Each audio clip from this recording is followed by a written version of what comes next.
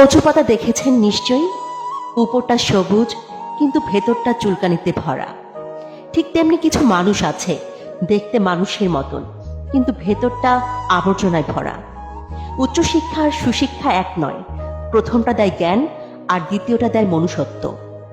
অশিক্ষিতরা আছে 5 তলায় আর শিক্ষিতরা আছে গাছতলায়। এটাই স্বাভাবিক, কারণ এখন জুতো বিক্রি হয় কাঁচের ঘরে আর বই বিক্রি হয় রাস্তায়। একটা ফ্যামিলিতে ফ্যামিলি পলিটিক্স থাকে, আর সেই পলিটিক্সে যে কোনো একজন সন্তানকে ফাঁসানো হয়, আর সেই সন্তানটি থাকে ফ্যামিলির সবচাইতে বেশি দায়িত্ব কাঁধে নেওয়া সন্তান, হোক সে মেয়ে কিংবা ছেলে।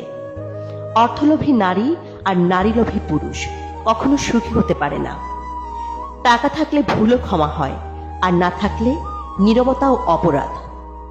লবণ অতিরিক্ত হলে খাবার নষ্ট হয়, টাকা অতিরিক্ত হলে মানুষ নষ্ট হয়।